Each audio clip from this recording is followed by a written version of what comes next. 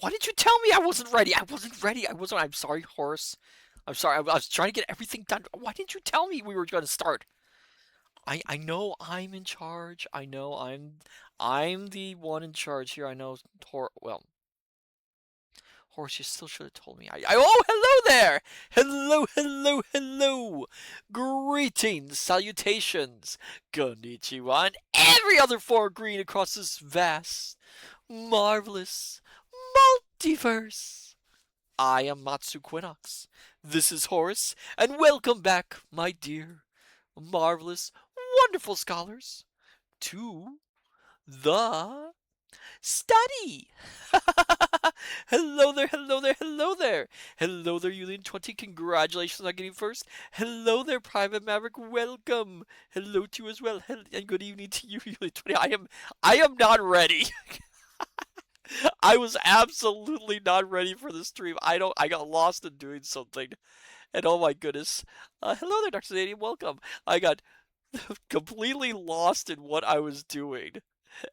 And I kind of forgot to set up some of the stream notices.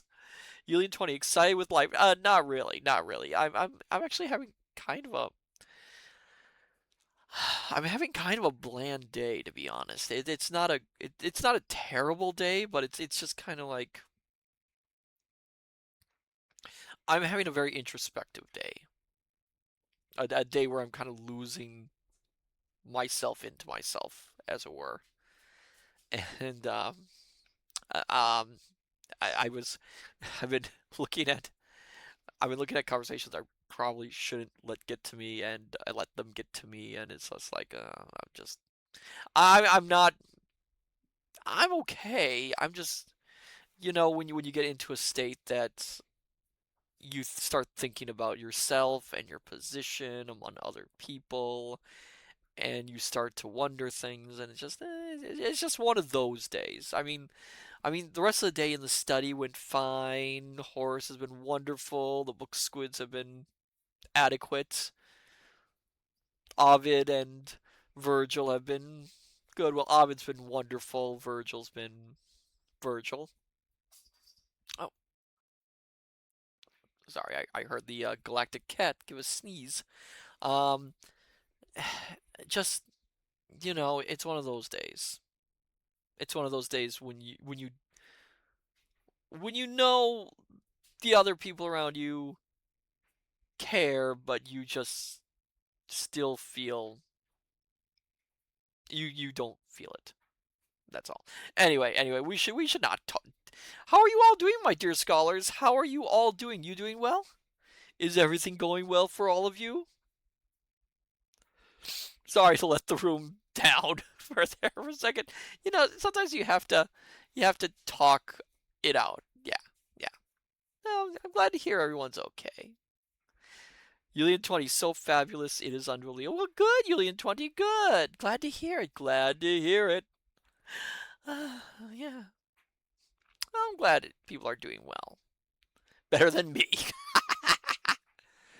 Oh my goodness gracious. Oh,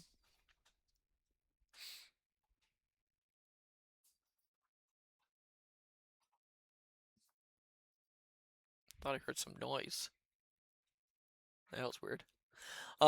Sorry about that. I'm hearing some other noises here in the study. It's just oh, that's what it was.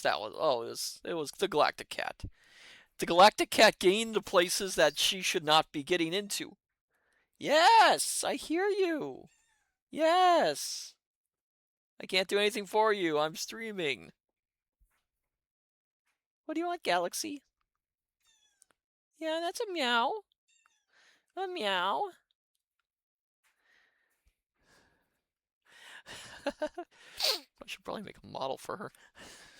Oh, congratulations on the 10 stream streak, Julian 20. Congrats. Oh my goodness. I'm I don't know if I got everything prepared for tonight. Oh my goodness. Oh. Anyway, where am I? Yeah. Oh yes. Yes, I should probably talk about tonight's stream. Tonight, my dear marvelous wonderful scholars, we are continuing our reading of The moon pool. Oh my goodness gracious. Spooky, spooky, spooky, isn't it? Where was I on this? I'm trying to remember how to summarize this story, and yes, Galaxy will someday be on stream, maybe. Um, how do we even summarize this story? So last time in our adventures of Larry O'Keefe and friends, because let's be honest, my dear scholars, I've said it multiple times, Larry's the real hero here. He's the one driving the plot, not our Goodwin's been on the sidelines and kind of been a pain. But yeah, Larry's the one who's rescued us. So what's been going on is that, as you are aware, our heroes on trying to track down the mysterious dweller who has stolen away their friends have managed to discover a hidden secret civilization. And in doing so, they've met a couple of interesting characters. Larry has caught the side of Yolana, who is apparently, I think she's the priestess of the dweller. Um, but at the same time, Larry is being beloved by, I think her name is Layla, who is the handmaiden of the Silent Ones, who seem to be in charge of things.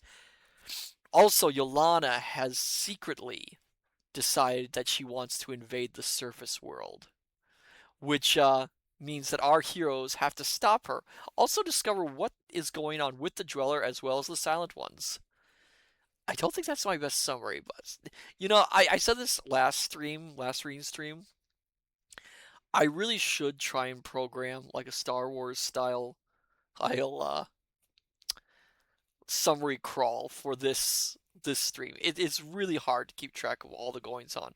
All you need to know is that our heroes are on their way to start a revolution, as one should in these situations. So then, my dear scholars, are you ready to dive headfirst back into the world of the moon pool? What say you? Julian20 says des. Okay, okay, okay. Uh, I just want to check something first before we start. Did I get everything ready? Oh my goodness gracious, that was kind of a mess. I think I got everything. Oh, that was kind of a panic mess. Okay, so then, my dear scholars, sit back, relax, have a hot or cold beverage of your liking, dim the lights if you wish, and let us continue our reading of The Moon Pool by A. Merritt. Excuse me, I'm a little bit snuffly tonight. I don't know why. Sorry about that.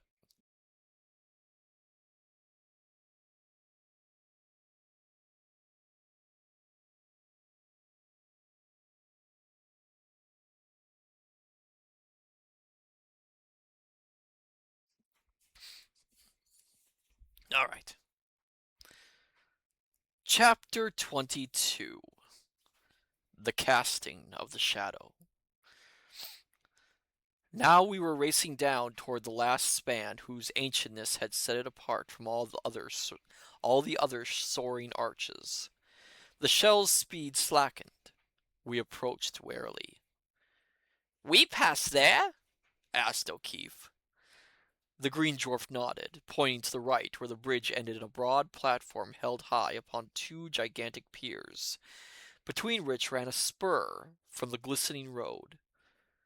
Platform and bridge were swarming with men-at-arms. They crowded the parapets, looking down upon us curiously, but with no evidence of hostility. Rador drew a deep breath of relief. "We don't have to break our way through, then?" There was disappointment in the Irishman's voice. "No use, Larry." Smiling, Rador stopped the corral just beneath the arch, and beside one of the piers. "Now, listen well. They have had no warning, hence does Yolara still think us on the way to the temple. This is the gateway of the portal, and the gateway is closed by the shadow. Once I commanded here, and I know its laws. This must I do. By craft persuade Surku, the keeper of the gateway, to lift the shadow, or raise it myself. And that will be hard, and it may well be that in the struggle life will be stripped of us all. Yet is it better to die fighting than to dance with the Shining One. Oh, I got it wrong. The Shining One is the Dweller. The Silent Ones are the others. Did I mention the Silent Ones or the Shining Ones? I can't remember. He swept the shell around the pier, opened a wide plaza paved with volcanic glass, but black as that down which we had sped from the chamber of the moon pool. It shone like a mirrored lakelet of jet. On each side of it arose what at first glance seemed towering bulwarks of the same ebon obsidian. At second, revealed themselves as structures hewn and set in place by men, polished faces pierced by dozens of high, narrow windows. Down each facade a stairway fell, broken by small landings on which a door opened. Oh, hello there, Firefly. Welcome! Just in time. We've just started the chapter for the evening. Good to have you here. Along all four stairways the guards were ranged, and here and there against the ledge stood the shells, in a curiously comforting resemblance to parked motors in our own world. The somber walls bulked high, curved, and ended in two obelisk pillars, from which, like a tremendous curtain, stretched a barrier of that timbrous gloom, which, though weightless as shadow itself, I now knew to be as impenetrable as the veil between life and death. In this murk, unlike all others I had seen, I sensed movement, a quivering, a tremor consistent and rhythmic, not to be seen, yet caught by some subtle sense, as though through it beat a swift pulse of black light. The green dwarf turned the corral slowly to the edge at the right, crept cautiously on toward where, not more than 100 feet from the barrier, a low, wide entrance opened in the fort. Guarding its threshold stood two guards, armed with broadswords, double-handed, terminating in a wide lunette, mouthed with murderous fangs. These they raised in salute, and through the portal strove a dwarf, huge as Rador, dressed as he and carrying only the poniard that was the badge of office of Muria's capentry. The green dwarf swept the shell expertly against the ledge, leaped out. "Greetings, Saku," he answered. "I was but looking for the courier of Lakla." "Lakla?" exclaimed Surku. "Why, the handmaiden passed with her Aka nigh a hour ago." I love it when they mix these world only words. How should we put it? These setting only words in with real words. Passed?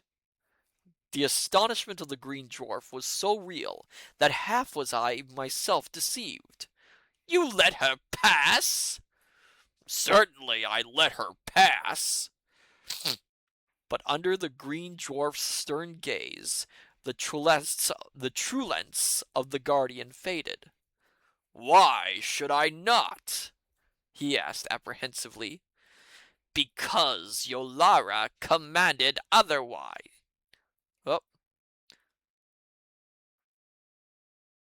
"Because Yolara commanded otherwise," answered Rador coldly. "There came no command to me." Little beads of sweat stood out on Surku's forehead. "Surku!" interrupted the green dwarf swiftly. "Truly is my heart run for you. This is a matter of Yolara and of Luga and the council, yes, even of the Shining One. And the message was sent, and the fate, mayhap, of all Muria rested upon your obedience, and the return of Latka with these strangers to the council. Now truly is my heart run, for there are few I would less like to see dance with the Shining One than you, Surku." he ended softly. Sorry, I can't get ahead of what is being said. Livid now was the gateway's guardian, his great frame shaking. Come with me and speak to Yolara, he pleaded. There came no message. Tell her. Wait, Sir Q. There was a thrill of inspiration in Rador's voice. This corral is of the swiftest. Latklas are of the slowest. With Latklas scarce, a va ahead, we can reach her before she enters the portal. Lift you the shadow. We will bring her back, and this will I do for you, Sir Q. Doubt tempered Sir Q's panic. Why not go alone, Rador, leaving the strangers here with me? He asked, and I thought not unreasonably. Nay, then, the green dwarf was brusque. Lakla will not return unless I carry to her these men as evidence of our good faith. Come, we will speak to Yolara, and she shall judge you. He started away, but Sir Q caught his arm. No, Radar, no! He whispered again, panic-stricken. Go you as you will, but bring her back. Speed, Radar! He spun toward the entrance. I lift the shadow. Into the green dwarf's pose crept a curious, almost listening alertness. He leaped to Sir Q's side. I go with you, I heard. Some little I can tell you. They were gone. Fine work, muttered Larry. Nominated for a citizen of Ireland when we get out of this. One Radar of... The shadow trembled, shuddered into nothingness. The obelisked outposts that had held it framed a ribbon of roadway, high banked with verdure, vanishing in green distance. And then, from the portal sped a shriek, a death cry. It cut through the silence of the Ebon pit like a whimpering arrow. Before it had died, down the stairways came pouring the guards. Those at the threshold raised their swords and peered within. Abruptly, Rador was between them. One dropped his hilt and gripped him. The green dwarf's poniard flashed and was buried in his throat. Oh, violent. Down upon Rador's head swept the second blade. A flame leaped from O'Keefe's hand, and the sword seemed to fling itself from its wielder's grasp. Another flash, and the soldier crumpled. By the way, does Larry know he only has so many bullets with him? I mean, sooner or later he is going to run out, if you think about it. I hope he has an idea of what to do after that.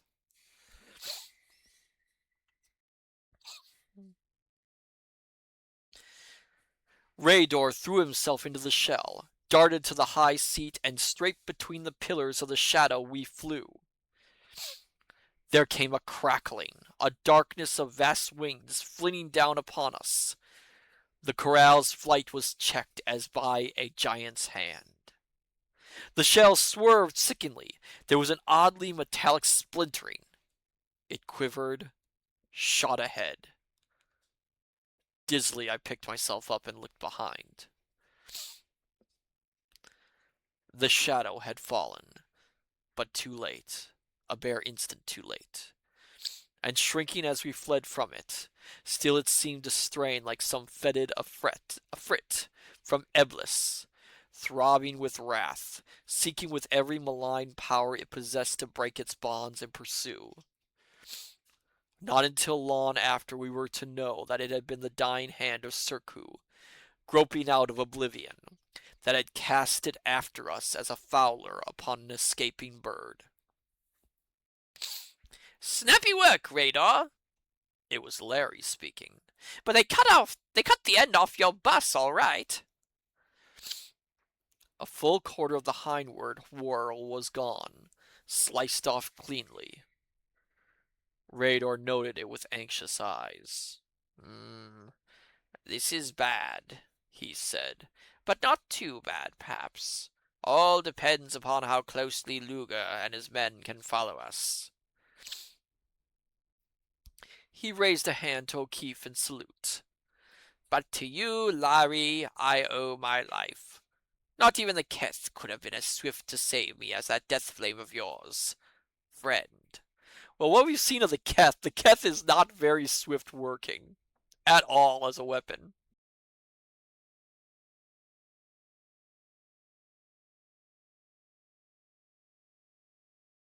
It's actually kind of cumbersome what it can do. The Irishman waved an airy hand. Secu. The green dwarf drew from his girdle the blood-stained poniard. Secu I was forced to slay. Even as he raised the shadow, the globe gave the alarm. Luger follows with twice 10 times 10 of his best. He hesitated. Though we have escaped the shadow, it has taken toll of our swiftness. May we reach the portal before it closes upon Lakla. But if we do not... He paused again. Well, I know a way. But it is not one I am gay to follow. No. Yes, my dear scholar's language was a bit different back then. He snapped open the aperture that held the ball flaming within the dark crystal, peered at it anxiously. I crept to the torn end of the corral. The edges were crumbling, disintegrated. They powdered in my fingers like dust. Mystified still, I crept back where Larry, sheer happiness pouring from him, was whistling softly and polishing up his automatic. His gaze fell upon Olaf's grim, sad face, and softened. I forgot Olaf was there, actually. Back up, Olaf, he said.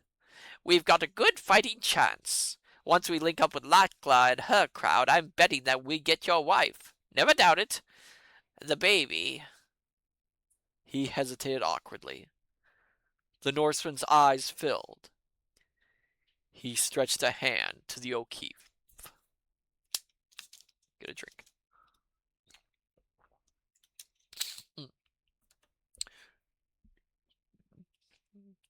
Gotta get this word right because they don't say Y in the Norwegian. The Jildin, she is of the dead. Give me a second, my dear scholars. I gotta get the voice right. Give me 1 second.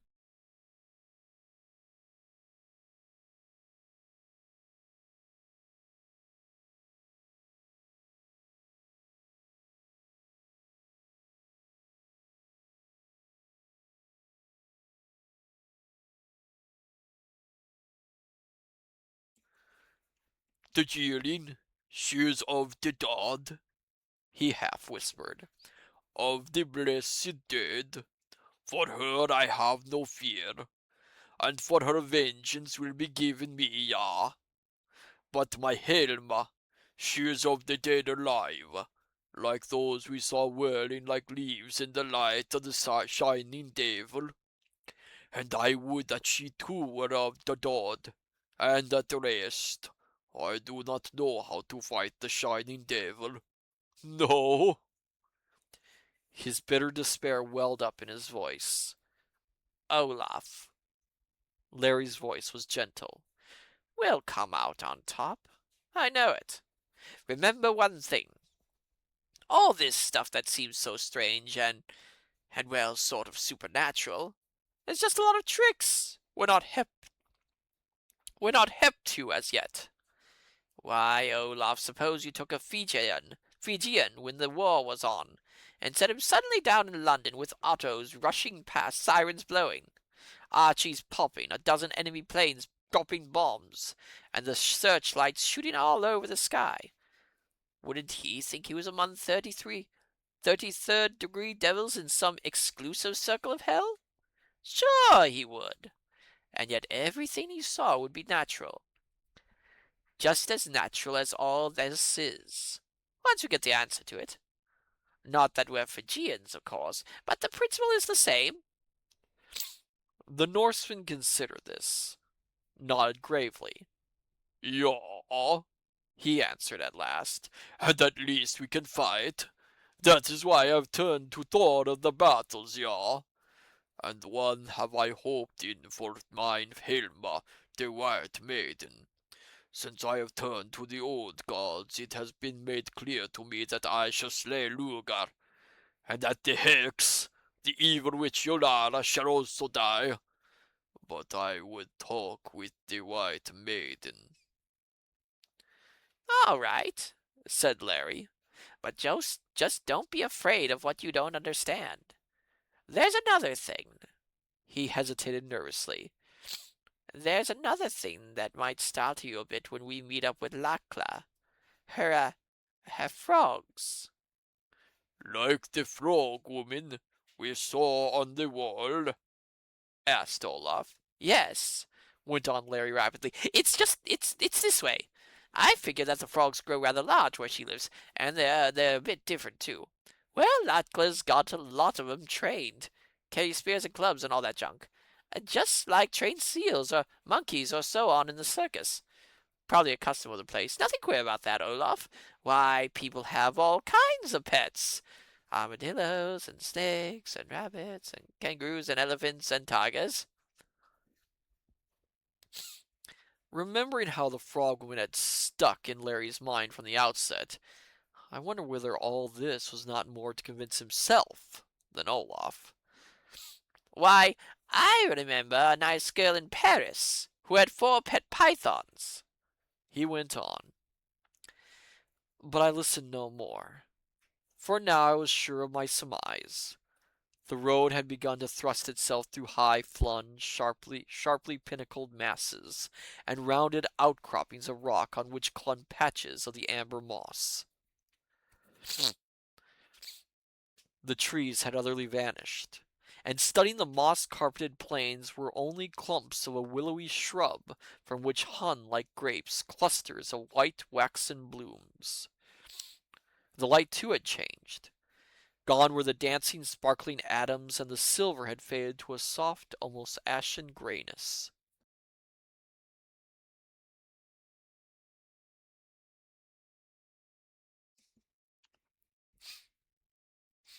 Ahead of us marched a rampart of coppery cliffs rising, like all these mountainous walls we had seen. Into the immensities of haze, something long drifting in my subconsciousness turned to startled realization. The speed of the shell was slackening. The aperture containing the ionizing mechanism was still open. I glanced within. The whirling ball of fire was not dimmed, but its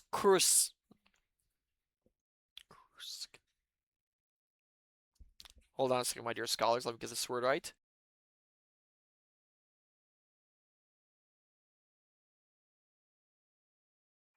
But its crustaceans, instead of pouring down through the cylinder, swirled and eddied and shot back as though trying to re-enter their source.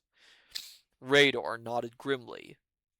The shadow takes its toll, he said. We topped a rise. Larry gripped my arm. Look! He cried and pointed. Far, far behind us, so far that the road was but a glistening thread, a score of shining points came speeding. Ruga and his men, said Radar. Can't you step on her? Asked Larry. Step on her, repeated the green dwarf, puzzled. Give her more speed. Push her, exclaimed O'Keefe. Radar looked about him. The coppery ramparts were close, not more than 3 or 4 miles distant. In front of us the plain lifted in a long rolling swell, and up this the corral essayed to go, with a terrifying lessening of speed. Faintly behind us came shootings, and we knew that Luger drew close. Not anywhere was there sign of Lakla nor her frogmen. Now we were halfway to the crest. The shell barely crawled, and from beneath it came a faint hissing. It quivered, and I knew that its base was no longer held above the glassy surface but rested on it. One last chance, exclaimed Radar. He pressed upon the control lever and wrenched it from its socket. Instantly, the sparkling ball expanded, whirling with prodigious rapidity, and sending a cascade of corus- there's that word again, coruscations into the cylinder. The shell rose, leaped through the air. The dark crystal split into fragments. The fiery ball dulled, died. But upon the impotence of that last thrust, we reached the crest. Poised there for a moment, I caught a glimpse of the road dropping down the side of an enormous, moss-covered, bowl-shaped valley, whose shapely curved sides ended abruptly at the base of the towering barrier. Then down the steep, powerless to guide or to check the shell, we plunged in a meteor rush straight for the annihilating adamantine breasts of the cliffs. Adamant Hold on. I'm trying to see that word if I'm getting that right. Adamantine. Adamantine, not adamantium. That's the raw metal. Adamantine breasts of the cliffs. Now the quickie. Yeah, indeed. Now the quick thinking of Larry's air training came to our aid. As the rampart reared close, he threw himself upon Rador, hurled him and himself against the side of the flying whirl. Under the shock, the finely balanced machine swerved from its course. It struck the soft low bank of the road, shot high in air, bounded on through the thick carpeting, whirled like a dervish, and fell upon its side. Shot from it, we rolled for yards, but the moss saved broken bones or serious bruise. "Quick!" cried the green dwarf. He seized an arm, dragged me to my feet, began running to the cliff base, not 100 feet away. Beside us raced O'Keefe and Olaf. At our left was the black road. It stopped abruptly, was cut off by a slab of polished crimson stone 100 feet high, and as wide, set within the coppery face of the barrier. On each side of it stood pillars, cut from the living rock, and immense. What does the living rock mean? I've seen that in countless media, countless stories, countless novels. What exactly is living rock? Is that just a saying? Is that some manner of descriptive for it? Because when you think of rock, you don't think of living. What does it mean by the living rock?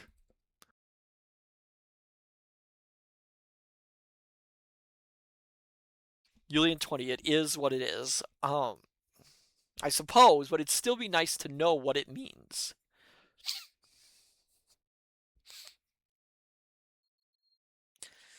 On each side, on each side of it stood pillars, cut from the living rock, and immense, almost as though which held the rainbow veil of the dweller. Across its face weaved unnameable carvings. But I had no time for more than a glance. The green dwarf gripped my arm again. "Quick!" he cried again. "The handmaiden has passed!" At the right of the portal ran a low wall of shattered rock. Over this we raced like rabbits. Hidden behind it was a narrow path. Crouching, Rador in the lead, we sped along it. 300, 400 yards we raced, and the path ended in a cul-de-sac.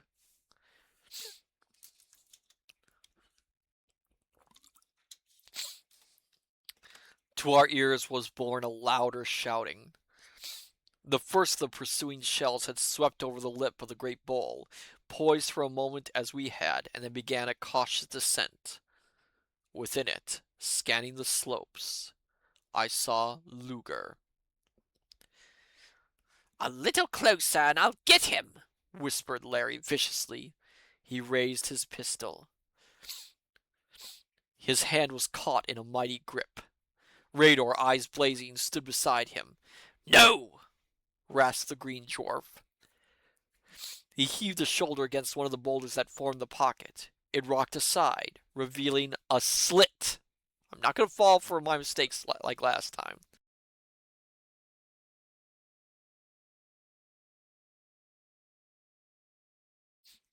In! Ordered he, straining against the weight of the stone. O'Keefe slipped through, Olaf at his back. I following. With a lightning leap, the dwarf was beside me, the huge rock missing him by a hair breadth as it swung into place. We were in Cimmerian darkness. I felt for my pocket flash and recalled with distress that I had left it behind with my medicine kit when we fled from the gardens. But Rador seemed to need no light. Grip hands, he ordered. We crept, single file, holding to each other like children through the black. At last the green dwarf paused. Await me here, he whispered. Do not move, and for your lives, be silent. And he was gone.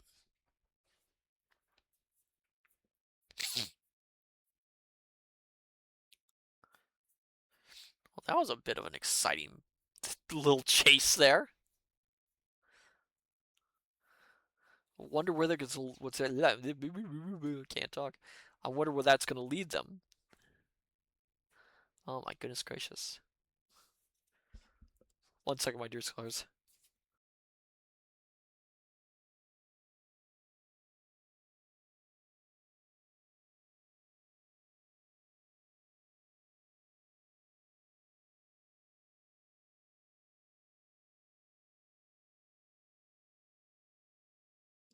Oh my goodness gracious, my dear scholars. I'm just full of sneezes.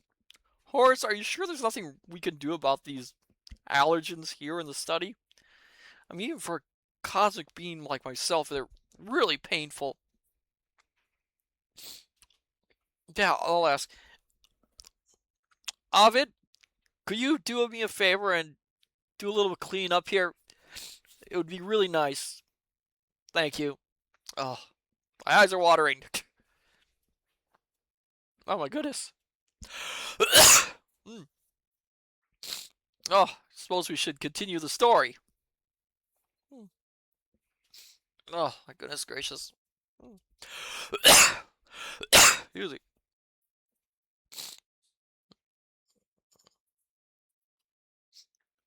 Chapter 23. Dragon Worm and Moss Death. Sounds pretty dangerous there. For a small eternity, to me at least, we waited. Then, as silent as ever, the green dwarf returned. It is well, he said, some of the strain gone from his voice. Grip hands again, and follow. Wait a bit, Rador. This was Larry. Does Luger know this side entrance? If he does, why not let Olaf and me go back to the opening and pick them off as they come in? We could hold the lot, and in the meantime you and Goodwin could go after Lackla for help. Luger knows the secrets of the portal, if he dares use it, answered the captain with a curious indiscretion. And now that they have challenged the Silent Ones, I think he will dare. Also, he will find our tracks, and it may be that he knows this hidden way.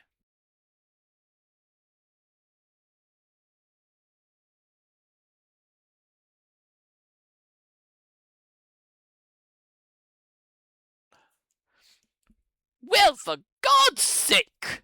O'Keefe's appalled bewilderment was almost ludicrous.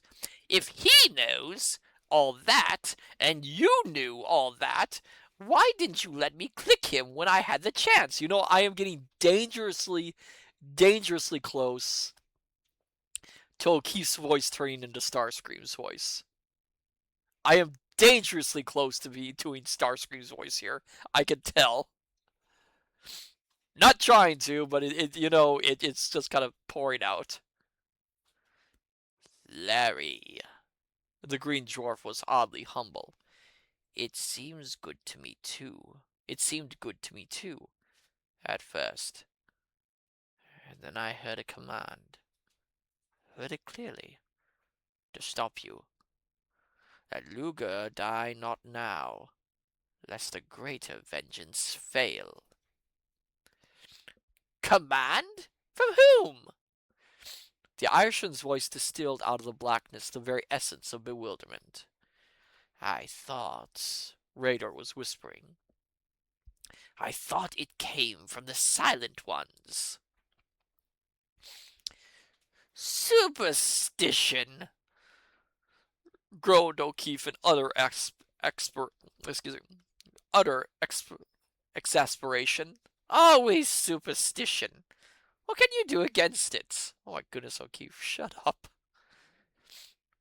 Never mind, Radar. His sense of humor came to his aid. It's too late now, anyway. Where do we go from here, oh dear? He laughed. We tread the path of one I am not fain to meet, answered Radar. But if meet we must, point the death tubes at the pale shield he bears upon his throat, and send the flame into the flower of cold fire that is its center, nor look into his eyes. Again Larry gasped, and I with him. It's getting too deep for me, Doc, he muttered dejectedly. Can you make head or tail of it? No, I answered shortly enough, but Radar fears something, and that's his description of it. Sure, he replied, only it's a code I don't understand. I could feel his grin. All right for the flower of cold fire, Radar, and I won't look into his eyes. He went on cheerfully. But hadn't we better get moving? Come, said the soldier. Again, hand in hand, we went blindly on. O'Keefe was muttering to himself. Flower of cold fire, don't look into his eyes. Some joint. Damn superstition. Then he chuckled and caroled softly. Oh, mamma, pin a cold rose on me. 2 young frogmen are in love with me. Shut my eyes so I can't see. Shh! Radar was warning. He began whispering. For half a vow we go along a way of death. From its peril we pass into another, against whose dangers I can guard you. But in part this is in view of the roadway, and it may be that Luga will see us. If so, we must fight as best we can. If we pass these 2 roads safely, then is the way to the Crimson Sea clear, nor need we fear Luga nor any. And there's another thing that Luga does not know. When he opens the portal, the Silent Ones will hear, and Lakla and the Akka will be swift to greet its opener. Radar, I asked, how know you all this? The handmaiden is my own sister's child, he answered quietly. O'Keefe drew a long breath. Uncle, he remarked casually in English, meet the man who's going to be your nephew. And thereafter he never addressed the Green Dwarf except by I can't say this word. The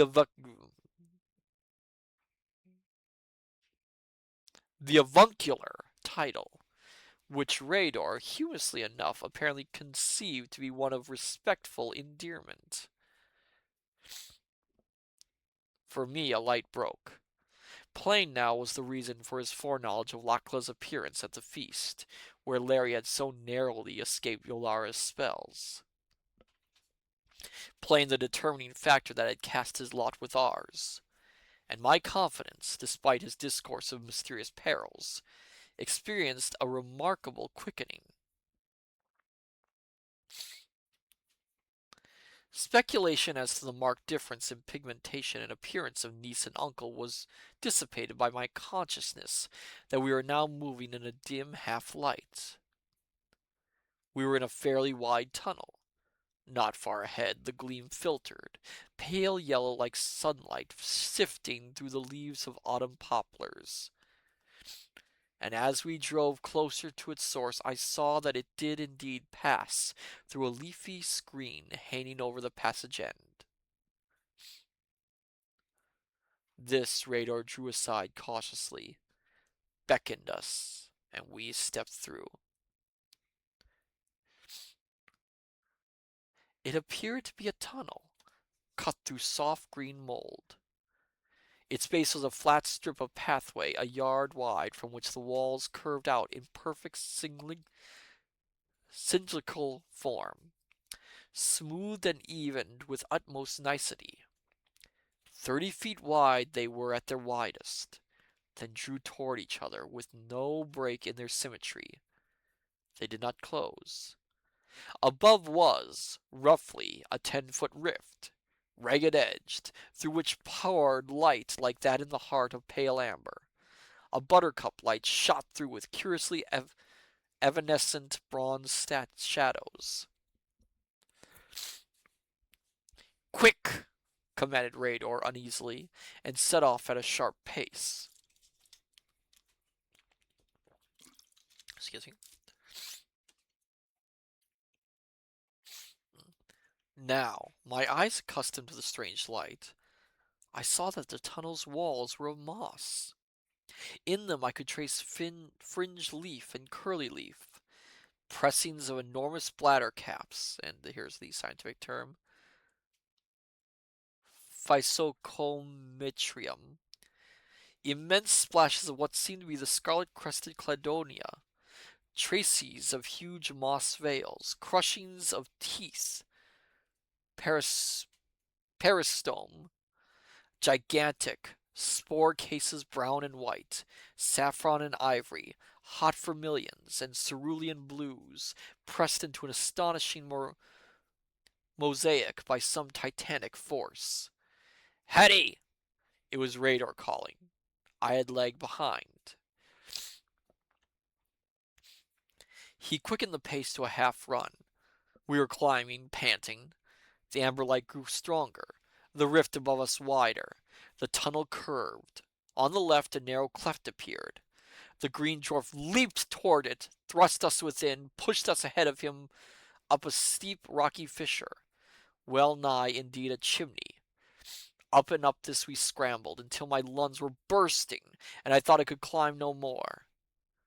The crevice ended. We crawled out and sank. Even Rador upon a little leaf-carpeted clearing circled by lacy tree ferns. Gasping, legs aching, we lay prone, relaxed, drawing back strength and breath. Radar was first to rise. Thrice he bent low as in homage, then, "Give thanks to the Silent Ones, for their power has been over us," he exclaimed. Dimly I wondered what he meant. Something about the fern leaf at which I had been staring aroused me. I leaped to my feet and ran to its base. This was no fern. No, it was fern moss. The largest of its species I had ever found in tropic jungles had not been more than 2 inches high. This was 20 feet. The scientific fire I had experienced in the tunnel returned uncontrollably. I parted the fronds, gazed out. My outlook commanded a vista of miles, and that vista, a Fata Morgana of plantum, a land of flowered sorcery.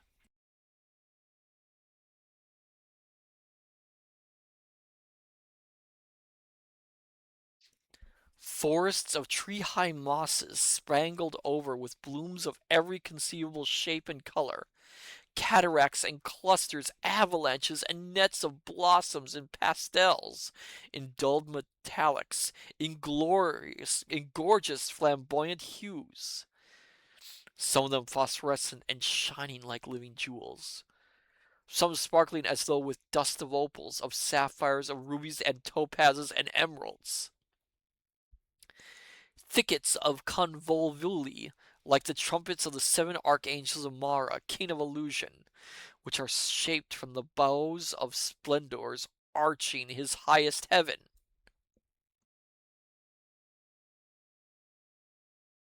And moss veils, like banners of a marching host of Titans, pennons and bannerets of the sunset, gonfalons of the Jinn, webs of fairy, oriflammes of elfland,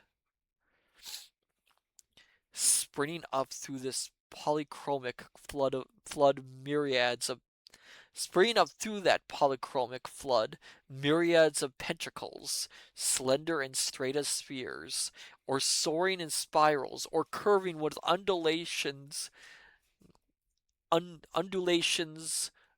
gracile as the white serpents of Tanit in ancient Carthaginian groves, and all surmounted by a fantasy of spore cases in shapes of minaret and turret, dome and spires and cones, caps of yeah, caps of filigal and bishops' mitres, shapes grotesque and unnameable, shapes delicate and lovely. Oh my goodness gracious, he really likes plants, doesn't he?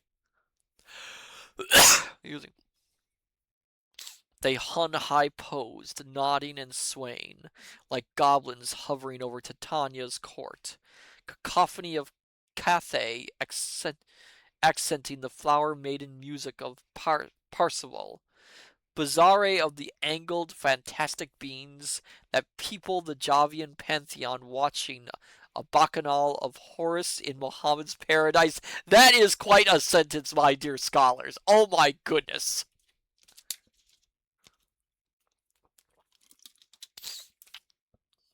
That is a sentence in itself. Down upon it all poured the amber light, dimmed in the distances by huge drifting darkenings, lurid as the flying mantles of the hurricane. And through the light, like showers of jewels, myriads of birds, darting, dipping, soaring, and still other myriads of gigantic, shimmering butterflies. A sound came to us, reaching out like the first faint cirrhosis of the incoming tide, sighing, sighing, growing stronger. Now its mournful whispering quivered all about us, shook us, then passing like a presence died away in far distances. The portal, said Raydor. Luga has entered. He too parted the fronds and peered back along our path. Peering with him, we saw the barrier through which we had come stretching verdure-covered walls for miles, 3 or more away.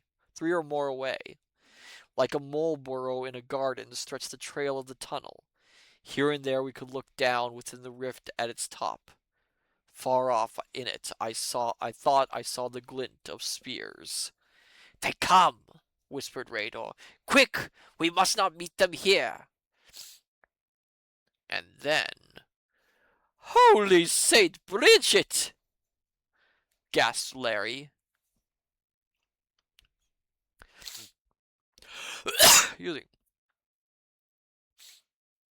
From the rift in the tunnel's continuation, nigh a mile beyond the cleft through which we had fled, lifted a crown of horns, of tentacles, erect, alert, of mottled gold and crimson, lifted higher, and from a monstrous scarlet head beneath them blazed two enormous oblong eyes, their depths wells of purplish phosphorescence.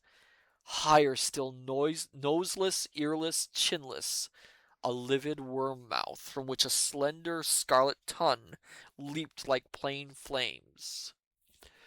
Slowly it rose, its mighty neck caressed with gold and scarlet scales, from whose polished surfaces the amber light glinted like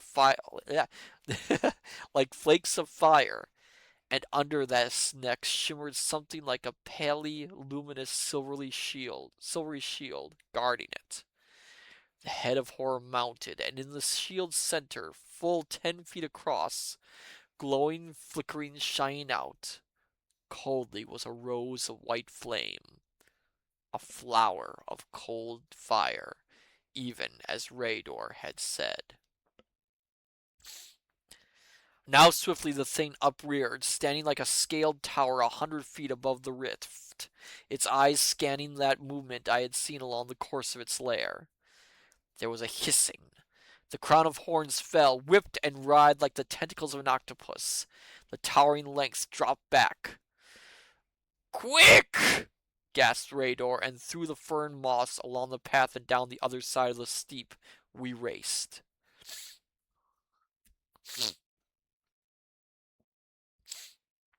Behind us, for an instant, there was a rushing as a torrent, a faraway, faint, agonized screaming. Silence.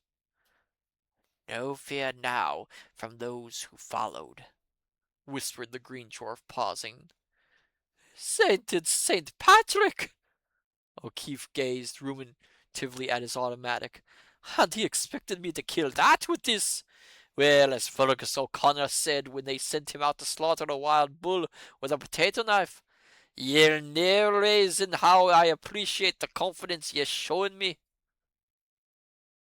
"What was it, Doc?" he asked. "The dragon worm," Rador said. "It was Hildverorm, the hell worm," groaned Olaf. Olaf does a lot of groaning and whining and panting and crying in this story, doesn't he? I mean, I understand he lost his wife and his children, but oh my goodness, he is not taking this very well, is he? I don't think he's handling this new world very well. "There you go again," blazed Larry, but the green dwarf was hurrying down the path, and swiftly we followed, Larry muttering, Olaf mumbling behind me.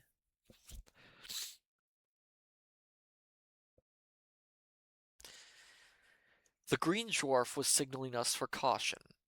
He pointed through a break in a grove of 50-foot cedar mosses. We were skirting the glassy road. Scanning it, we found no trace of Lugar, and wondered whether he too had seen the worm and had fled. Quickly we passed on, drew away from the Coria path. The mosses began to thin. Less and less they grew, giving way to low clumps that barely offered us shelter. Unexpectedly, another screen of fern moss stretched before us. Slowly, Rador made his way through it, and stood, hesitating.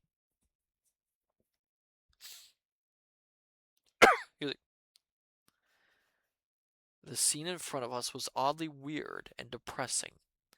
Oh, just what I need tonight. In some indefinable way, dreadful. Why I could not tell, but the impression was plain. I shrank from it. Then, self-analyzing, I wondered whether it could be the uncanny resemblance the heaps of curious mossy fungi scattered about had to beast and bird. Yes, and to man. That was the cause of it. Our path ran between a few of them. To the left they were thick. They were viridescent, almost metallic hued, furred antique. Curiously indeed were they like distorted images of dog and deer-like forms, of birds, of dwarves, and here and there the simulacra of the giant frogs. Spore cases, yellowish green, as large as mitters, and much resembling them in shape, protruded from the heaps. My repulsion grew into a distinct nausea.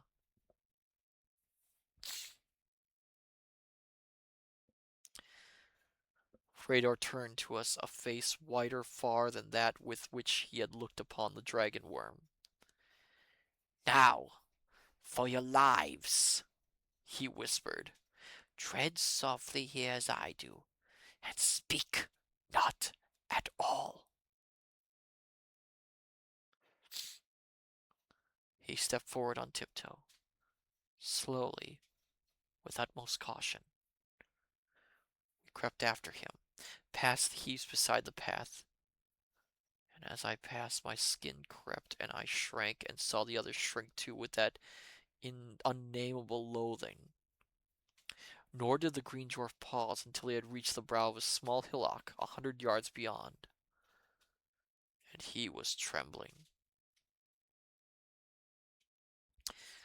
"Now what are we up against?" grumbled O'Keefe. The green dwarf stretched a hand, stiffened, gazed over to the left of us beyond a lower hillock, upon whose broad crest lay a file of the moss shapes. They fringed it, their mitters having a grotesque appearance of watching what lay below. The glistening road lay there, and from it came a shout. A dozen of the Coria clustered, filled with Lugar's men, and in one of them Lugar himself, laughing wickedly. There was a rush of soldiers, and up the low hillock raced a score of them towards us. "Run!" shouted Rador. "Not much!" grunted Larry, and took swift aim at Lugar. The automatic spat. Olaf's echoed. Both bullets went wild, for Lugar, still laughing, threw himself into the protection of the body of his shell. But following the shots, from the file of moss heaps on the crest, came a series of muffled explosions. Under the pistol's concussions, the Myriad caps had burst, and instantly all about the running soldiers grew a cloud of tiny glistening white spores, like a little cloud of puffball dust many times magnified. Through this cloud I glimpsed their faces, stricken with agony. Some turned to fly, but before they could take a second step, stood rigid. The spore cloud drifted and eddied about them, rained down on their heads and half-bare breasts, covered their garments, and rained down on their heads and half-bare breasts covered their garments, and swiftly began to change. Their features grew indistinct, merged. The glistening white spores that covered them turned to a pale yellow, grew greenish, spread and swelled, darkened. The eyes of one of the soldiers glinted for a moment, and then was covered by the swift growth.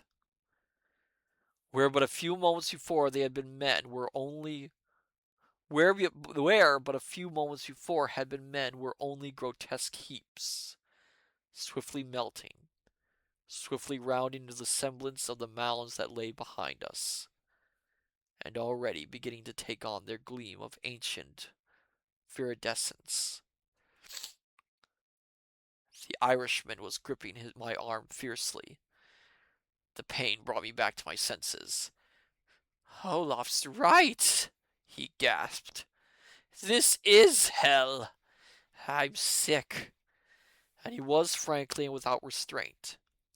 Lugar and his others, awakened from their nightmare, piled in the Coria, wheeled, and raced away. "On!" said Rador thickly.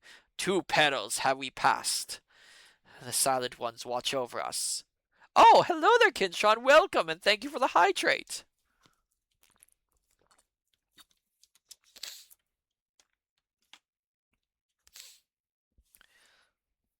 "Welcome, Kintron. Have a seat. You missed a giant dragon worm and some killer moss. Well, killer fungus, let's put it that way." Soon we were again among the familiar and so unfamiliar moss giants. I knew what I had seen, and this time Larry could not call me superstitious. Kintron, killer fungus or tasty fungus? Killer fungus. I don't think I'd like to eat this fungus. In the jungles of Borneo, I had examined that other swiftly developing fungus which wreaks the vengeance of some of the hill tribes upon those who steal their women. gripping with its microscopic hooks into the flesh, sending quickly tiny excuse me, sending quick, tiny rootlets through the skin down into the capillaries, sucking life and thriving, and never to be torn away until the living thing it clings to had been sapped dry. I don't think that sort of fungus exists in real life. Darth, me late. Me was again watching soccer in a Discord server. Until the World Cup is over, I'll probably be late and miss a lot of torture Matsu time. Well, welcome, Darth. Welcome. Glad to have you here. Here was but another species in which the development rate was incredibly accelerated. Some of this I tried to explain to O'Keefe as we sped along, reassuring him.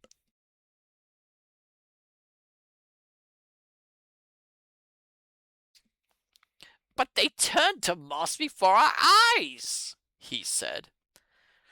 Again, I explained, patiently, but he seemed to derive no comfort at all from my assurances that the phenomena was entirely natural, and aside from their more terrifying aspect, of peculiar interest to the botanist. Of course he's not going to be reassured. He just saw people killed and turn into fungus. Why would it reassure him to turn to him and say, oh, dying from fungus is perfectly natural? And of course, botanists love this sort of thing. It's not going to make him any better.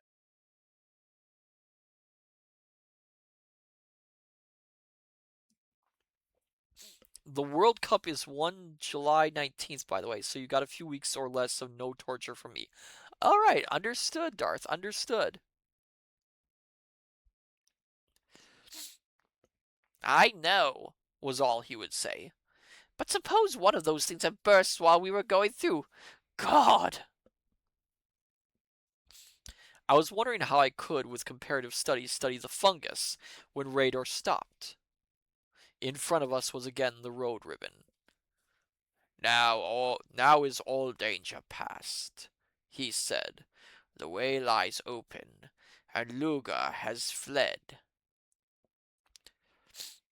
There was a flash from the road. It passed me like a little lariat of light. It struck Larry squarely between the eyes, spread over his face, and drew itself within. Down! Cried Rador, and hurled me to the ground.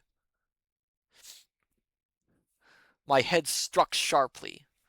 I felt myself grow faint. Olaf fell beside me. I saw the green dwarf draw down the O'Keefe. He collapsed limply, face still, eyes staring. A shout, and from the roadway poured a host of Lugar's men. I could hear Lugar bellowing. There came a rush of little feet. Soft, fragrant draperies brushed my face.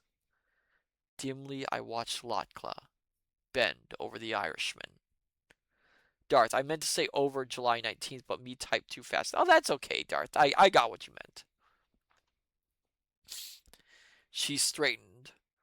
Her arms swept out, and the writhing vine, with its tendrilled heads of ruby bloom, five flames of misty incandescent leaped into the faces of the soldiers now close upon us. It darted at their throats, striking, coiling, and striking again, coiling and uncoiling with incredible rapidity, and flying from leverage points of throats, of faces, of breasts like a spring endowed with consciousness, volition, and hatred. And those it struck stood rigid as stone, with face masks of inhuman fear and anguish, and those still unstricken fled. Another rush of feet, and down upon Lugar's forces poured the frogmen, their booming giant leading, thrusting with their lances, tearing and rending with talons and fangs and spurs.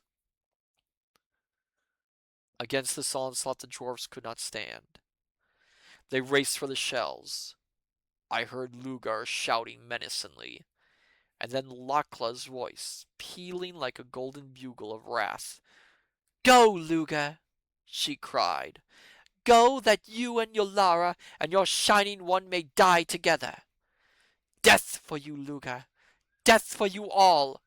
Remember, Lugar, death! There was a great noise within my head. No matter, Lakla was here. Laka here. But too late. Lugar had outplayed us. Moss Death nor Dragon Worm had frightened him away.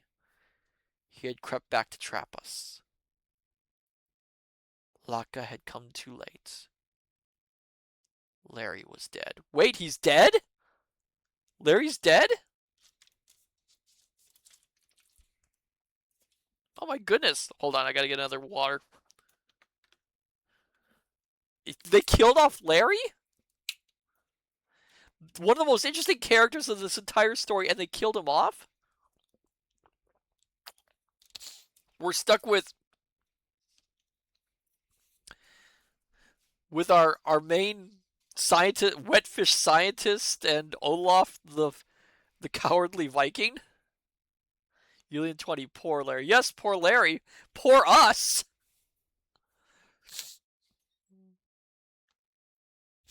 Larry. But I had heard no banshee wailing. And Larry had said he could not die without that warning. No, Larry was not dead. Oh, so Larry's not dead. Okay, okay. So ran the turbulent current of my mind.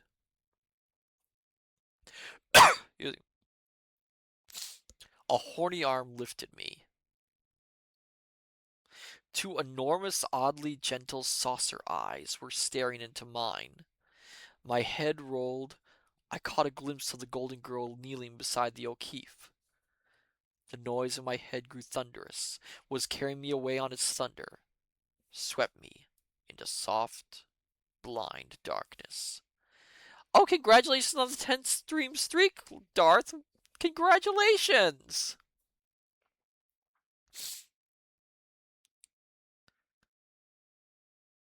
Okay, I gotta check what that.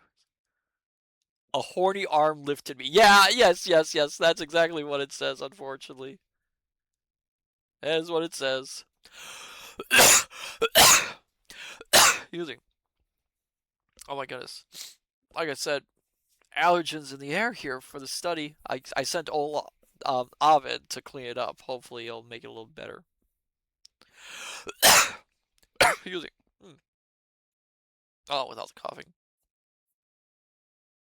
We'll see. This next one might be our last one. I don't know. We'll see. Chapter 24. The Crimson Sea. I was in the heart of a rose petal, rose pearl, swinging, swinging. No, I was in a rosy dawn cloud, pendulous in space. Consciousness flooded me. In reality, I was in the arms of one of the man frogs, carrying me as though I were a babe, and we were passing through some place suffused with glow enough like heart of pearl or dawn cloud to justify my awakening vagaries. Just ahead walked Lakla, in earnest talk with Rador, and content enough was I for a time to watch her. She had thrown off the metallic robes. Her thick braids of golden brown hair with their flame glints of bronze were twined in a high coronal meshed in silken net of green. Little clustering curls escaped from it, clinging to the nape of the proud white neck, shyly kissing it. From her shoulders fell a loose, sleeveless garment of shimmering green, belted with a high golden girdle.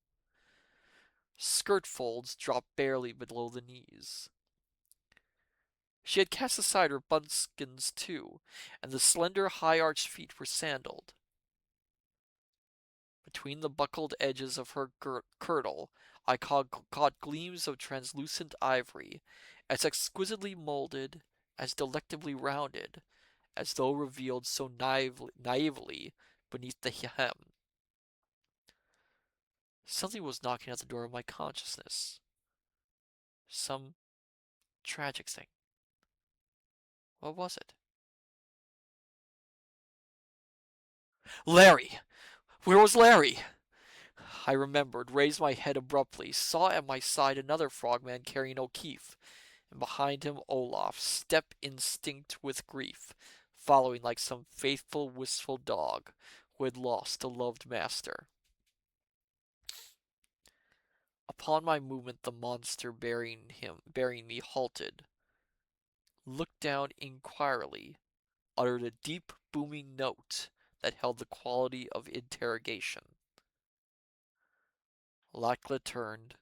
The clear golden eyes were sorrowful, the sweet mouth drooping, but her loveliness, her gentleness, that undefined synthesis of all her tender self that seemed always to circle her with an atmosphere of lucid normality, lulled my panic. "Drink this," she commanded, holding a small vial to my lips. Its contents were aromatic, unfamiliar, but astonishingly effective, for as soon as they passed my lips I felt a surge of strength. Consciousness was restored. "Larry!"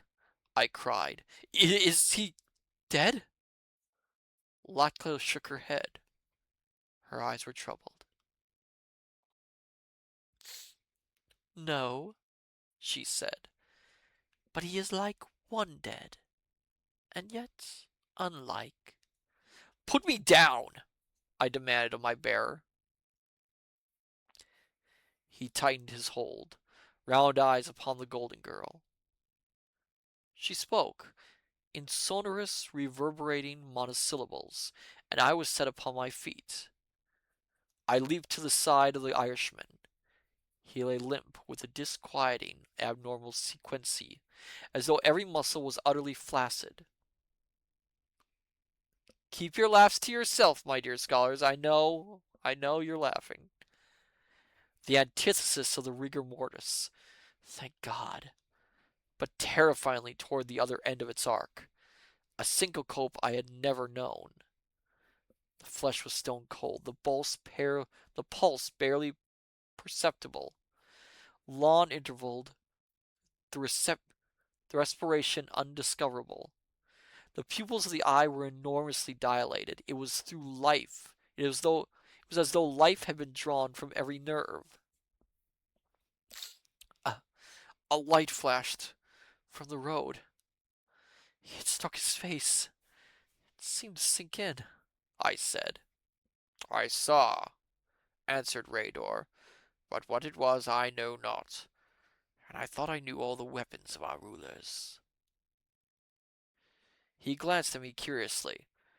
"Some talk there has been that the stranger who came with you, Doubleton, was making new death tools for Luger," he ended. Marakinov, the Russian at work already in this storehouse of devastating energies, fashioning the weapons for his plots. The apocalyptic vision swept back upon me.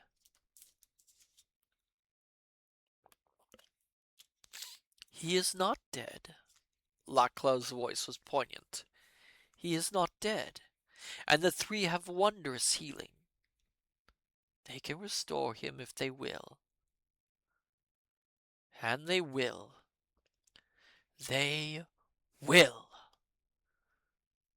For a moment she was silent.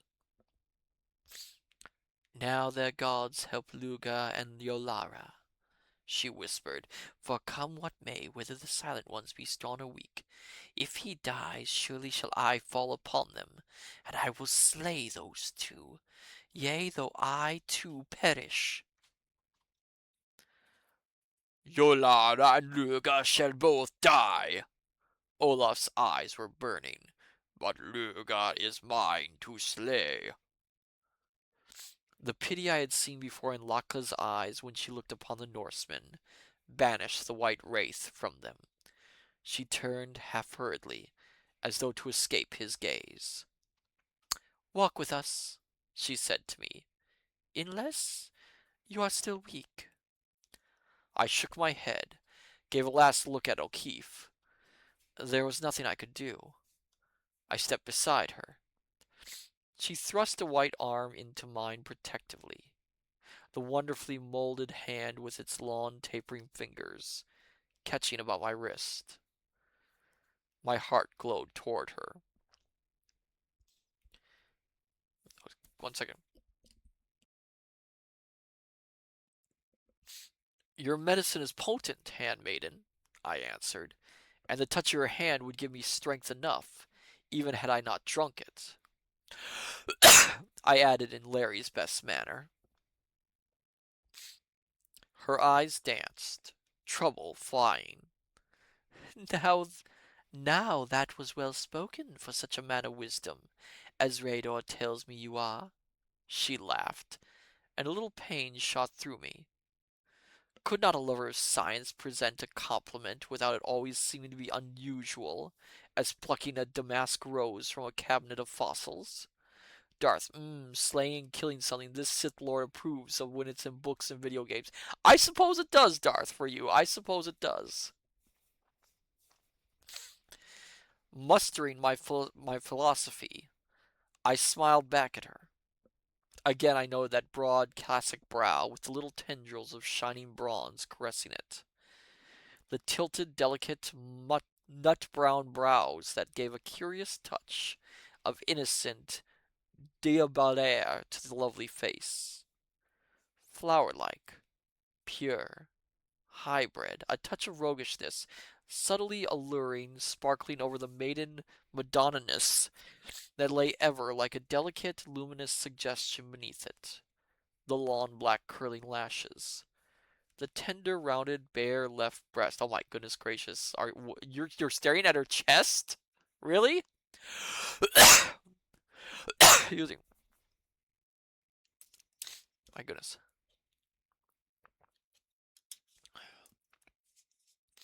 I have always liked you, she murmured naively, since first I saw you in that place, where the Shining One goes forth into your world. And I am glad you like my medicine as well as that you carry in the black box that you left behind, she added swiftly. Darth, I'll let one slide without a comment. Yes, yes, Darth, please do. How know you of that, Lakla? I gasped. Oft and oft I came to him there, and to you, while you lay sleeping. How call you him? She paused. Larry, I said. Larry, she repeated excellently. And you? Goodwin. Goodwin. Oh, excuse me. Goodwin, said Rador, not even using his first name. Jeez. I bowed quite as though I was being introduced to some charming young lady I met in that old life now seemingly eons removed. Yes, Goodwin, she said. Oft and oft I came. Sometimes I thought you saw me. And did he not dream of me sometimes? She asked wistfully. He did, I said, and watched for you. Then amazement grew vocal. But how came you? I asked. A lot of talking here. Excuse me. By a strange road, she whispered, to see that all was well with him, and to look into his heart, for I feared Yolara and her beauty. But I saw that she was not in his heart. A blush burned over her, turning even the little bare breasts rosy. Again with the talk of the chest. Why, Goodwin, why? It is a strange road, she went on hurriedly. Many times have I followed it, and watched the Shining One bear back its prey to the blue pool, seen the woman he seeks. She made a quick gesture towards Olaf. And a babe cast from her arms in the last pain of her mother love. Seen another woman throw herself into the Shining One's embrace to save a man she loved. And I could not help. Her voice grew deep, thrilled. The friend, it comes to me who drew you here, Goodwin. Darth, good wolf head pats you and gives bone.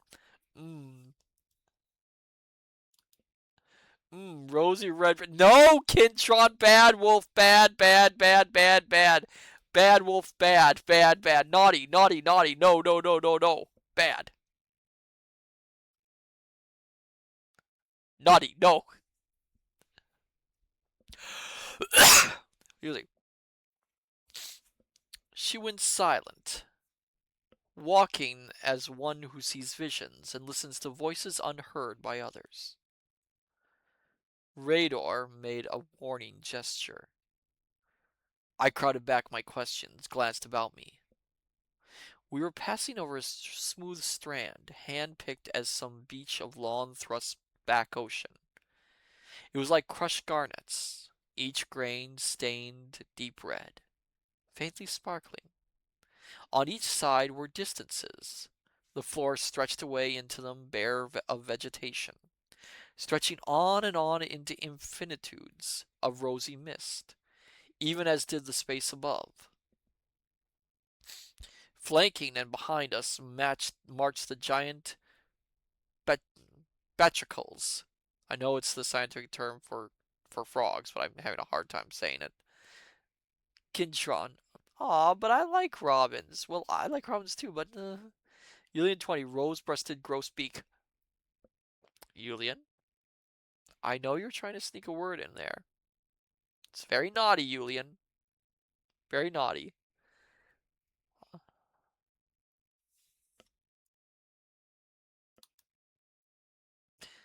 Darth, breasts are important without them. There's no fright. No! Julian 20, what? What? Darth, chicken. Julian 20, I like birds. Are you joining in, Julian, with those two? Are you? Is this like Julius Caesar? Is there going to be a triumphant against me?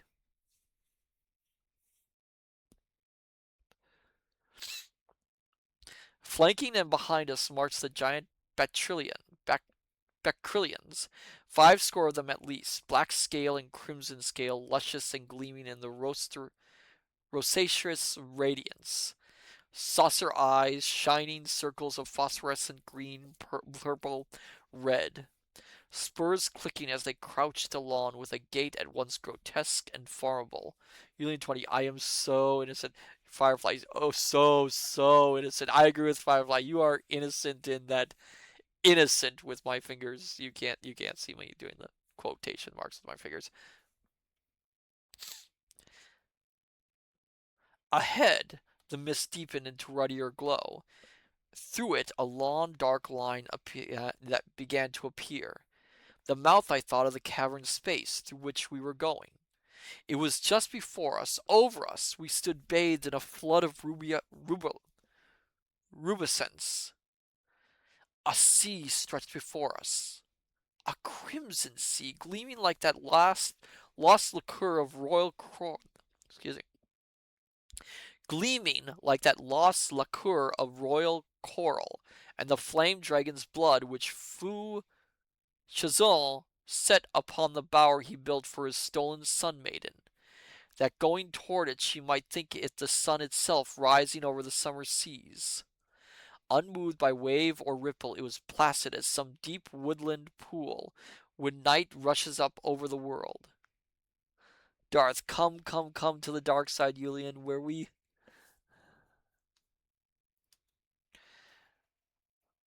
ejaculate 600. Do not! No, no, no, no! Please don't. Excuse me. Please don't. It seemed molten, or as though some hand gray enough to rock earth had distilled here from conflagrations of autumn sunsets their flaming essence. A fish broke through, large as a shark, blunt-headed, flashing bronze, rigid and mailed as though with serrated plates of armor. It leaped high, shaking from it a sparkling spray of rubies, dropped, and shot up a geyser of fiery gems. Across my line of vision, moving stately over the sea, floated a half-globe, luminescence difforous, its iridescence melting into turquoise, thence to amethyst, to orange, to scarlet, shot with rose, to vermilion of translucent green, thence back into the iridescence. Behind it 4 others, and the least of them 10 feet in diameter, and the largest no less than 30. They drifted about and sank slowly again beneath the crimson surface. I gasped, for the fish had been a gunoid. that ancient armored form that was perhaps the most intelligent of all life on our planet during the Ninovian era, but which for age upon age had vanished, save for its fossils held in the embrace of the stone that once was their soft bottom beds. And the half globes were medusae, jellyfish, but of a size, luminosity, and color unheard of. Julian, ha ha ha ha ha, the temptation. No, Julian 20, no. Darth, I also give out treats, like Kintron gets bones and sometimes steak for his jokes. Darth, you make things just. Mm.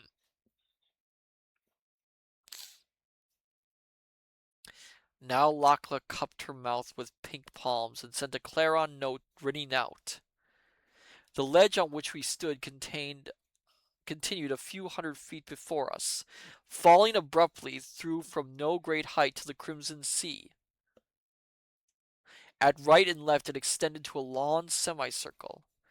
Turning to the right whence she had sent her call, I saw rising a mile or more away, veiled lightly by the haze, a rainbow, a gigantic prismatic arch, flattened, I thought, by some quality of the strange atmosphere. It sprang from the ruddy strand, leaped the crimson tide, and dropped 3 miles away upon a precipice, jagged upthrust of rock, frowning black up from the lacquered depths. And surmounting a higher ledge beyond this upthrust, a huge dome of dull gold, cycloptean,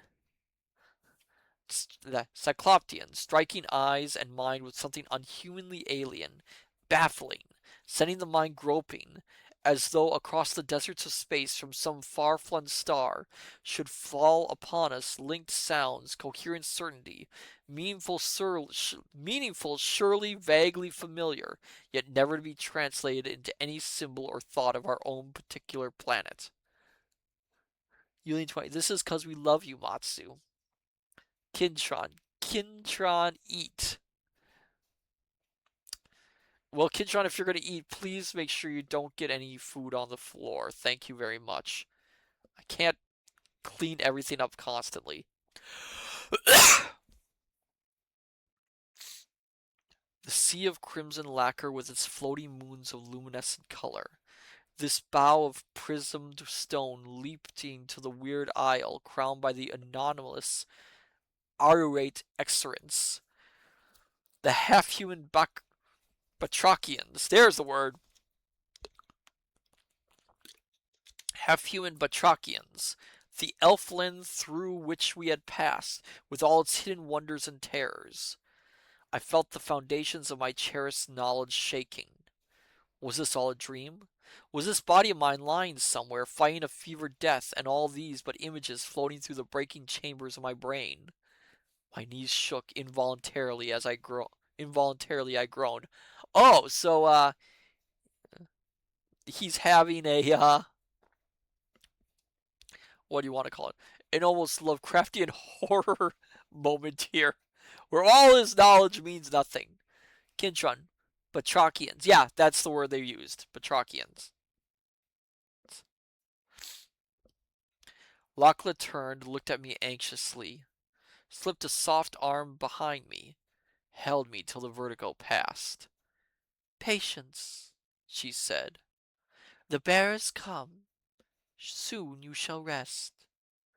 Kintron, yay, I won the spelling bee. Yes, you did. And your reward is,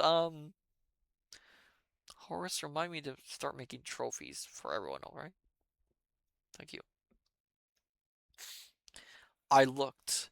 Down towards us from the bow's end were leaping swiftly another score of the frogmen. Some bore litters, high-handled, not unlike palanquins. Has God! Olaf stood beside me, eyes burning, pointing to the arch. By Frost Bridge, sharp as sword edge, over which souls go to Valhalla. And she is a Valkor, a sword made in Jar.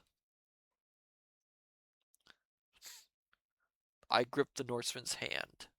It was hot, and a pain of remorse shot through me.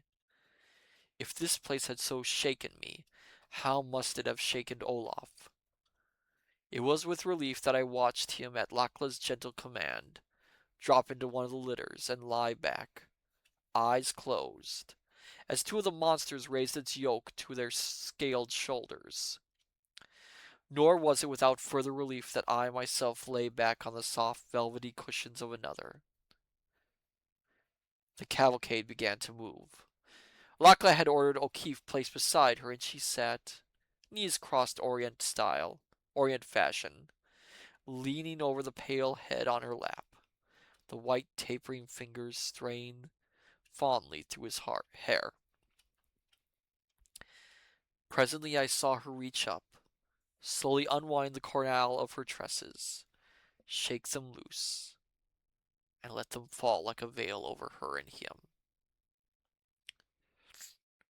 Her head bent low. I heard a soft sobbing. I turned away my gaze, lorn enough in my own heart. God knew. Darth, nah, unless you can spell the atrocious word from Mary Poppins, you don't win spelling bee, Kidron. I decided to win spelling bee, Darth. I would decide. And we will stop there, my dear scholars. I think that's a good stopping point. Let's see, how much do we have left in this book?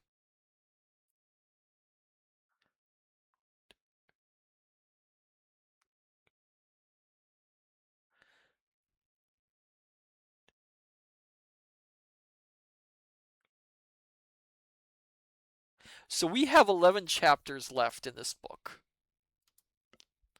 So not too much. We're getting there. Kintron, supercalifragilisticexpialidocious. You win, Kintron. You win. We're getting very close to the end here. We only have about, I'd say about, if we really push it, my dear scholars, we have about 2 streams left of this story. Firefly, you didn't even check the spelling. Yeah, but I'm nice. I'm nice, Firefly. I'm nice, Kintron. All right. Let's see. So yep, we'll stop here. Um, it's been exciting. It's getting more interesting. Although Union 20, it's really interesting story. Getting better. It is getting better. It's the story is improving. Um, a lot of the flaws early on in the story are gone by this point. It's really getting interesting. Although Goodwin is still kind of a pain in the butt. He's still that stubborn scientist who just can't open up his mind to other things. So yeah, Kinshon didn't even have to look in my copy of Mary Poppins. You didn't tell me, but Larry is dead. Larry is not dead. He is dead, but he is not dead. He's in kind of a half-dead state. So we'll see. They can apparently the silent ones can heal him. So we'll see. Firefly, I don't have any of those. Oh, I don't have them any. I've never read any of the Mary Poppins books actually, so I don't know if they're any good. They're supposed to be classics though. Julia 20 dot dot dot. Yeah, Larry is kind of in a half dead state, so there is a chance for him to be saved. So next week, my dear scholars. So next Monday, against my better judgment, I actually had another Kinshon. I've got Mary Poppins opens the door. Oh, interesting, Kinshon. Wonder which Mary Poppins books that is in the series. Against my better judgment, I have another gaming request. This time from Mom Knox, who has requested. I can't believe I'm going to be doing this. That I play the Backrooms again. I don't know why you're laughing, Julian20. No idea why you're laughing about this. So we'll be playing the Backrooms. Oh, you wanted me to play the Backrooms as well, Julian20. Okay. You and Mom Knox both want to see me tortured. Because the last time I played the game, I nearly had a heart attack. doing it. Um, Firefly, was that the horror game? Yes, it was the horror game. It scared the heck out of me. So we'll be playing that for a single stream. And Thursday, Firefly, yeah, I'll be skipping that again. That is fine. That is fine, Firefly. Feel free to. Thursday, we'll see. We might be doing the moon pool, or we might be doing something else, my dear scholars. Keep an eye out. Um, I might also have a kind of a fun announcement for the start of the next month. You'll see that. Anyway, let's see who we can raid tonight before we go.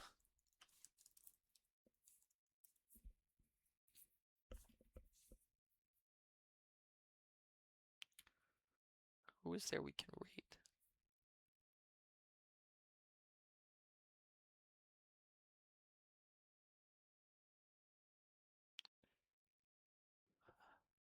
I don't see anyone. Don't see any readers tonight. Hmm.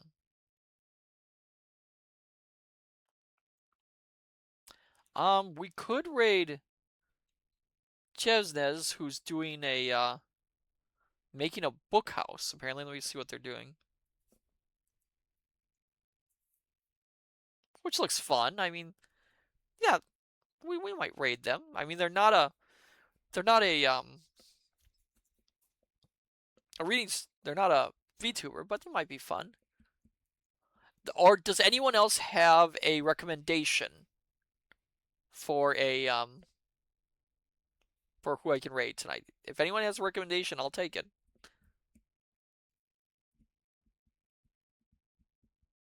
Anyone have a recommendation?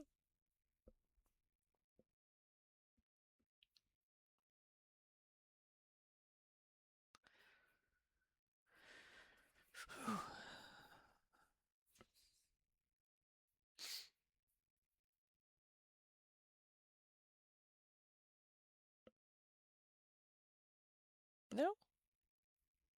Well, I suppose we can. I suppose we'll raid Jivnes. Might be fun. All right then, my dear scholars. I say unto you, good evening, good morning, good afternoon. Till we meet each other again at the study.